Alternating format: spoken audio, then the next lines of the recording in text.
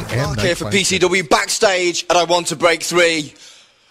And we've got a new champion, and it's Chris Masters. Chris, how does it feel? I can't feel as good as being the magical man, but it feels pretty damn good, just to answer your question. Chris Masters, the masterpiece, PCW champion. A new era has arrived, if you will, for Preston City Wrestling.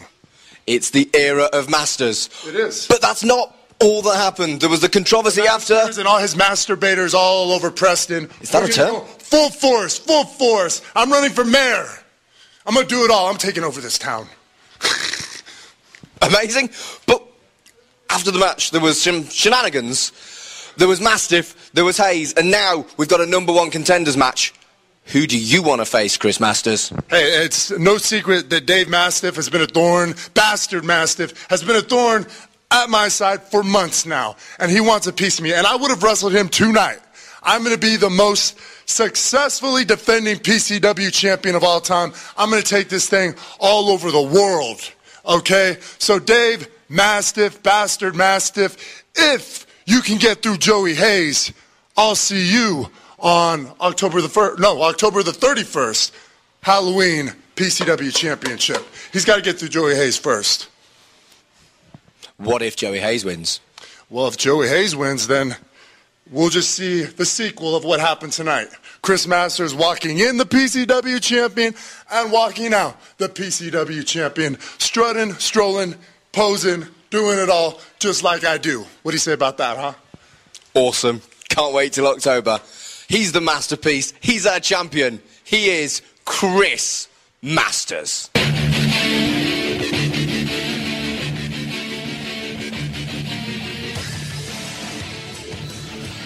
Welcome back, everybody. Pro Wrestling Experience on ChicagolandSportsRadio.com. Josh Lopez here. Just heard that little interview piece right there. That's from Preston City Wrestling out of the United Kingdom. And we got its current world champion and also a AAOW world champion, the former WWE superstar, Chris Masters, the masterpiece. Chris, how are you doing today? Hey, what's going on, guys? My God. I haven't heard that interview back, but wow, was I hopped up, man. How many freaking Red Bulls did I have that day?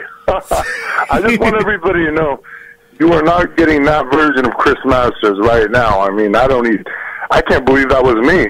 Jeez. Energetic is... that was a pretty interesting promo. I mean, tell us a little bit what you've been up to recently, Chris, and how's been your experience with Preston City Wrestling? Well, obviously, after hearing that, I guess I've been losing my mind as of late. But what I've been up to, well, yeah, definitely PCW has been, kind of home to me. I won the world title over there, but I've been going there pretty much for the last 3 years on a regular basis. I'm kind of the first import, as they call them out there, from America that became kind of a regular to the PCW roster.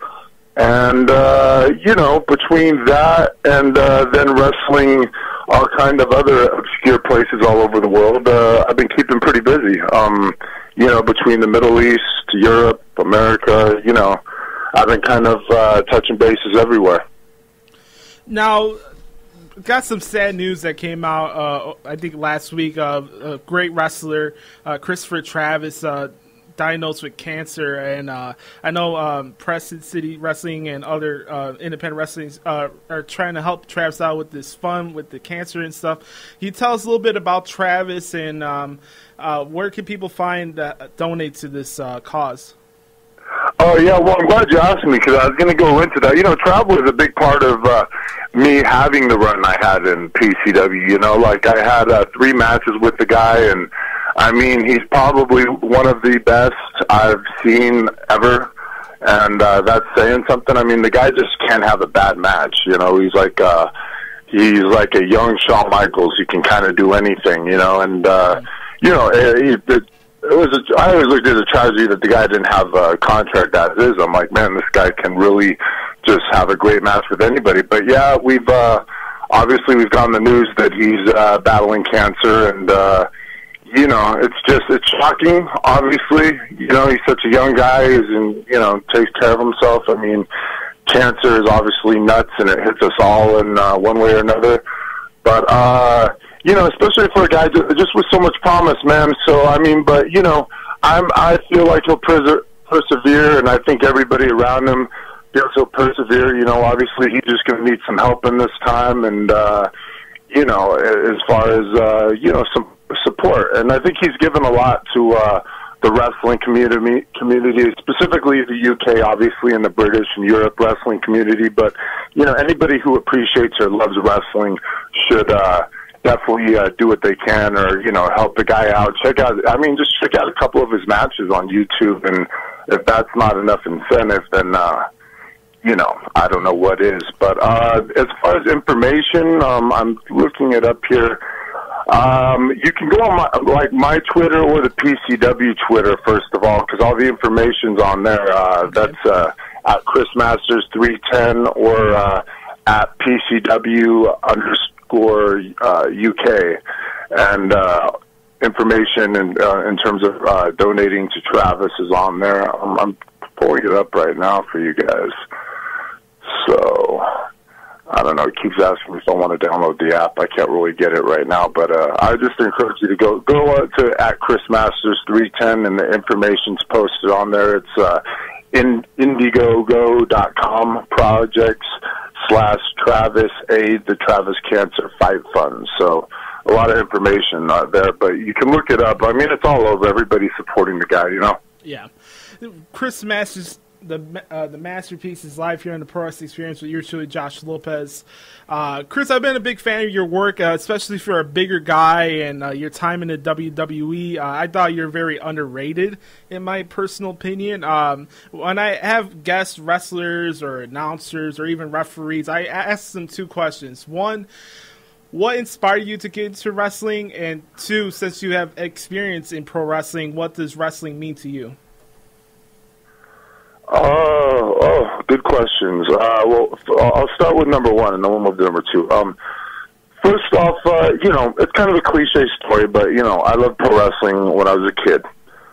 Typical story, you know. Mm-hmm. I had a couple of years, I think, where, like most people do, where you kind of, you fall out of it for a little bit, and then, you know, I kind of see the pattern of most people. It's like people have, like, maybe dropped it for a minute, and then maybe they'd never come back to it, and then, but some people drop it, and then they come back to it, and then they're pretty much lifers.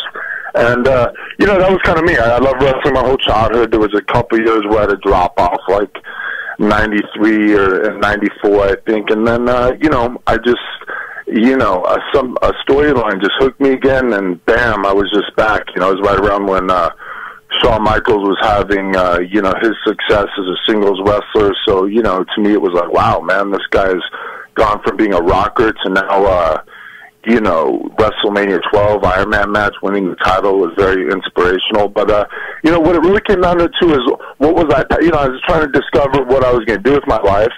And to me, it's that has always been determined by what are you passionate about. It's not about necessarily, I don't think in terms of money first or, you know, anything like that. It's in terms of, you know, what are you passionate about? Because, you know, if you follow a career path of something you're passionate about, you know, that's not really work now, is it? So, you know, that's always been my indicator. So, I basically decided at 16, you know, for whatever reason, I started kind of looking to see what I wanted to do with myself. And, you know, I just knew that I was passionate and loved pro wrestling. Like, everything to me is about wrestling. So I made up my mind that day. That's what I was going to do. And, you know, I was a pretty tall kid, but I was skinny. But, you know, I knew then. I was like, this is what I've got to at least give this a shot. You know what I mean? I've got to pursue this because nothing even comes close. And then, what was part two of your question? What does wrestling mean to you just based on your experience so far? Like, how do I feel about it today as compared to then? Yeah. I love to do it. I love to perform. I mean, it still is my number one passion. You know, my big struggle is, you know, I would love to find something else that I'm also equally passionate about. What that is, I have no idea. But I still am passionate about it, and I love performing. In terms of, like, watching it, you know what I mean? It's different now. I try to explain it to people, like, you I can't watch it like I did when I was a fan anymore, just because, you're after a certain point, you're kind of too in the bubble. You know what I mean? It's become too much of my world, and I can't watch it from that outside perspective that I did, and with the mystery and all that behind it of not knowing the people involved, and also, of course, I have my jaded perspectives on the business after doing it for 10 years and after working with WWE off and on for 10 years. So I mean, there's a number of factors, but the best way I can just sum it up is I love to do it, love to perform, I'm grateful to still be doing it to this day and making money. But, I'm not, definitely, I don't really sit around and I'm very out of touch with kind of what's going on with wrestling right now. I mean, what I find out is what I hear from guys when I'm traveling or I'm at other shows, or whenever it comes up in conversation, I'll get like a recap. What has been some of your favorite matches that you had in your career in WWE, and also who you felt you had the most chemistry with? It's a pretty kind of short list. You know what I mean? Shawn Michaels, obviously, because growing up, he was just probably my childhood idol hero. You know what I mean? I just looked at the guy and absolutely worshipped him. You know what I mean? So when it came down to actually getting to work him, that was kind of a check off the to-do list for life. You know what I mean? And making sure it turned out well. I think that was my biggest concern going into it. Is my God, I just don't want to be the guy to have a bad match with HBK. You know what I mean? Because that would be, that'd be horrible, obviously. So I just wanted to, I was so young in my career that I wasn't necessarily ready for that. But luckily, Shawn was so good, and I was able to rise to the occasion. Now, fast forwarding much later, after I had some years under my belt, I got much more comfortable in the ring, and some of the other matches I have that I take much pride in was with Drew McIntyre and Dolph Ziggler. I mean, those were on obviously a much smaller scale. Those were superstars matches, but they were important to me because you can see in if you watch my work as it progressed in my last year and a half or so in WWE, it's just, I really started to get it in terms of storytelling, in terms of emotional investment, in terms of, all that stuff. All the stuff that, separates a guy from just being good and being great was starting to make sense to me. So, I was really, at my most comfort in the ring at that point. I mean, it really became my outlet from, regular life, which is definitely where I think any wrestler wants to get to. I mean, you're always going to be nervous and excited. Usually, you're always going to have to balance out those emotions. But, I just, my last year, everything came together real good. And, wrestling Drew McIntyre and Dolph Ziggler, I mean, those guys are two extraordinary talents. So, I mean, if you ever have a chance to check out those matches, check them out. I mean, they're 10 to 15 minutes, so but they're good wrestling matches, you know what I mean? Solid all the way. Absolutely. Two last things before we let you go. We're here in Chicago, probably one of the biggest, if not the biggest, wrestling markets out here in the States. What's been some of your favorite Chicago memories? Well, I mean, I worked WrestleMania out there. I mean, I can't. that trumps any Chicago memory I can think of, really. I mean, I remember, what was it, Carlito and myself versus the Big Show and Kane. We opened up WrestleMania over there, and I know that, one thing I do know is WWE and wrestling is just celebrated in that city. You know what I mean? They really love their wrestling. And not even just WWE. I mean, I know there's, I think Billy Corgan runs his promotion out there. I mean, there's just good fans in Chicago and the greater Illinois area, and I mean, nothing's going to trump WrestleMania, obviously. I mean, that was just, another check off the to-do list for life right there, working WrestleMania. I mean, it was awesome. And then lastly, you said you've been wrestling for about 10, almost 15 years now. What's been the one thing that's remained the same with you? 15 years. Hey, wait a minute. Don't make me feel too old here. No. Jesus. Hold on, let's do the math. I started at 19, let's say roughly 12 years from the start of training, so whatever that counts for. We'll say a decade. 10 years is solid. Okay, 10 years is fine. Okay, so what has been the one thing that's remained the same with you personally, and what's one thing that you noticed that you evolved in your career over the last 10 years? In terms of wrestling, yeah, wrestling. Per se? Yeah. Repeat the question. I'm sorry. Let me hear that one more time. What's been like the one thing that's remained constant in your career over the last 10 years, and what's something that you noticed that you changed in yourself over the last 10 years? What's remained constant within the last 10 years? Well, having a luggage bag packed pretty much, and living out of a luggage bag even at home has become pretty much the constant. Not having a social life at home because you're always gone has become the constant. It's a crazy life. You know what I mean? And it gets weird. You know what I mean? And I guess in terms of evolution of myself, I've just found. I used to look at some of these personalities in professional wrestling like it's a really wacky business. So when you enter it, you look at these guys and you're like, whoa, oh my God, these guys are characters. I mean, it's entertaining as hell, but at the same time, you're like, man, I'm gonna try to stay normal the best I can. These guys are a little nuts.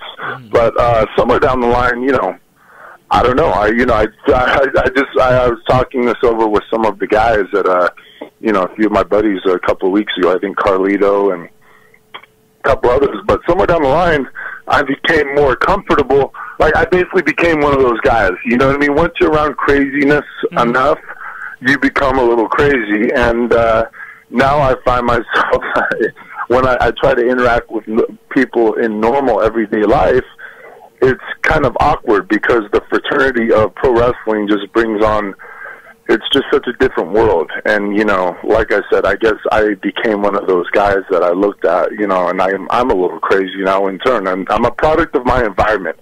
Yeah. What can I say, man? So, I mean, I don't know if that makes sense to you or not, but in terms of, like, going deep into myself, that's what I've noticed. Chris, man, it's been a pleasure to have you on the show today. You've been one of my favorite wrestlers. I hope to see you sometime here in the Chicago area, and thank you so much for taking your time today. Yeah, let me, is there any plugs I can throw out, I guess? Yeah, Twitter, you're at Chris Masters 310, and then if people are interested in booking you, where can they find you? You can also reach me via email, masterpiece83 @gmail.com, and once again, make sure you check out my Twitter handle, at least for the sake of the Chris Travis Fund, so we can help Travis out in this time of need. And you can also go to www.PrestonCityWrestling.com. For people in the UK, that is, there's going to be a benefit show for him on January 23rd. But I'm sure info for his the donations are on the website as well. Chris, thank you so much, and have a great day. All right.